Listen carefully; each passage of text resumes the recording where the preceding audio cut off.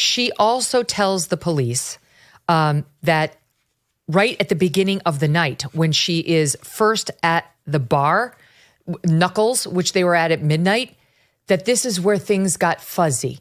That's according to her. She started to get fuzzy as of midnight at the bar. But 2 eyewitnesses at the bar say she was fine. The front desk clerk who confronted her an hour and a half later says she was fine. And the 2 videotapes show her smiling, holding Pete's arm, and absolutely fine. After she says she started getting fuzzy, putting the lie to the claim. Yeah, but there's no evidence. I mean, when she says she thinks it's possible, sort of, kind of, maybe that somebody put something in her drink, who is she suggesting that did that? I mean, if Pete is already drunk, I'm not sure he would be able to do that. And she has no evidence that she saw who was close to her. Is she saying the bartender did? Why would the bartender do it? Or why? Well, here's there was the other no thing. Here's the other thing. Pete, according to this other woman and Pete was, he had an eye out for a woman that night, and it was another woman. It was a different woman who Pete was putting his hand on this woman's knee while Jane Doe was putting her hand on Pete and trying to flirt with Pete. Pete later told cops he didn't even notice this woman, Jane Doe. She wasn't even a thought in his mind. He had his eye on another woman who wasn't into him. And since Jane Doe was his handler, this other woman called Jane Doe and asked her to be, pardon the term, a crotch blocker. That's in the police report, because she didn't want to be with Pete. So this woman, according to Pete, then goes back to his hotel room with him, stays, this is Pete's testimonial, stays in the room an oddly weird time, like, okay, it's kind of over, goodbye. And she's lingering, and the next thing you know, one thing leads to another. But it sounds like a woman who didn't get any attention from him, who had been pointing out via text to her husband earlier in the night that all the women were going crazy for Pete, and who lingered, who wasn't noticed by the hot guy from Fox, and suddenly found herself alone in his hotel room, lingered, and before you know it, now she's allegedly fuzzy, and the next morning, or two days later, okay, it's coming back to me that I was raped by him. And then she took, as I understand it, correct me if I'm wrong, then she discussed with Pete or took a payment from Pete to not disclose the incident because he thought it might harm. Yep, 3 years later, and then they talk about, I can't remember. I feel like it's possible he heard she was getting ready to go public. I can't remember what the catalyst was. I'll look it up. But in any event, his lawyer and she or her lawyer started to negotiate something to make her be quiet about this, because he realized, his lawyer says, he would be fired in an instant at Fox News if he were accused of rape. So he paid her something to make her go away. And then how did it air? Somebody directed people to the police report? Was that her? Has she commented? Did she violate her non-disclosure agreement? Yes.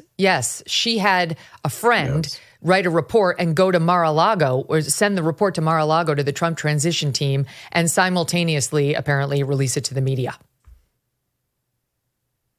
Well, I mean, as I understand at the time, I read the police report, but it seemed to me that he was in a process of separating from his wife. So he was nominally single, and she's in the same area with her husband and her 2 kids.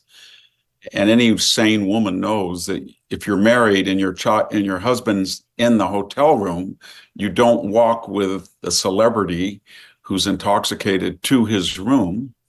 And then if something happens, you immediately, if it's a violent assault, you immediately tell somebody, your husband. Obviously you would go back to your husband and say, my God, I've been raped, or my friend, you'd call it, but you don't keep mum for almost 3 or 4 days. And then when this process works out, then you don't take money from somebody with the threats that you're going to disclose something that's he said, she said, that would be embarrassing to them.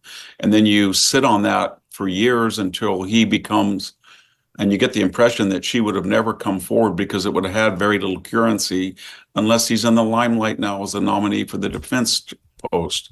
So then she wants to come back again. It's very similar to the Kavanaugh debacle, very similar. And I don't think it's going to work, though. I really do. There's so many. We're beyond Me Too now. I think that people are more rational, and I think I just don't think the facts will warrant, and once they start to discuss it, it won't warrant a charge that he forcibly put himself on some woman. It just doesn't make sense.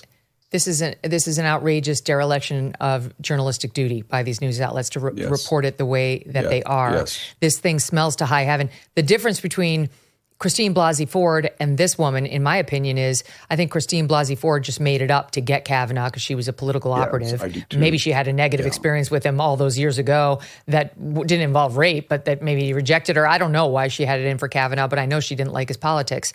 But this woman appears to have just cheated on her husband and then really regretted it and gone into a panic. Under Pete's version of the story, she came back willingly. She threw herself at him. They had consensual sex. And then she said, oh my God, what am I going to tell my husband? And he said, I promise I won't tell. And she said, I'm going to tell him I fell asleep. And at that point, she must have been looking at her phone. We've seen the phone receipts that he had called her. First, he said at 2. Geez, I don't remember the last time we were out till 2 a.m. Then he called her at, again, I'm trying to remember the exact times, but I think it was 2:40 and 2:56 and 3:40.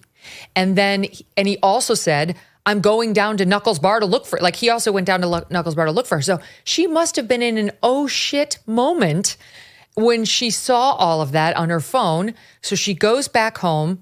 She gets in and she's apologetic. The husband is awake because he had just tried to call her at 3:40. And she says she fell asleep. That's it. It doesn't turn into a rape in her head, she says, until Monday morning when she has sex with the husband. And she doesn't give the husband that story until Wednesday. And I guarantee you, these two were having some very heated arguments over the course of those 3.5 days. Where were you? Whose room were you asleep in? Put that person on the phone. Who can I talk to? What, there's just no way a husband doesn't know. I just feel like this husband, he knew something was up, and there's no way that by Wednesday, he must have had her, and she resorted to, I was raped. That's all my opinion. But at a minimum, the independent facts should be reported by the news, and they should stop smearing him as though this is an actual rape to which he's admitted, which is what you would think if you read the reports. For those of us holding our breath for the past several months, we can finally exhale. Doesn't it feel like that? Work can finally be done on the major issues this country is facing, and it will be. One of the most significant, our national debt. The fact is our nation is broke, and that debt is a house of cards that can't be quickly dismantled. So the strategy remains the same. You might want to diversify your savings. This is why I want to tell you about Birch Gold. So many things are out of our control and out of our president's control, so it can be really important to have a safe haven for your savings. Birch Gold Group can help you convert an IRA or 401k into an IRA in physical gold. And the best news is it doesn't cost you 1 cent out of pocket. Text MK to 989898 now to get your free info kit. Plus, right now through Black Friday, you're going to receive a free 1-ounce silver eagle for every $5,000 purchased. Protect your savings with Birch Gold. Text MK to 989898 and claim your eligibility for free silver today. Thanks so much for watching. If you like what you just saw, hit the subscribe button for more clips and full episodes.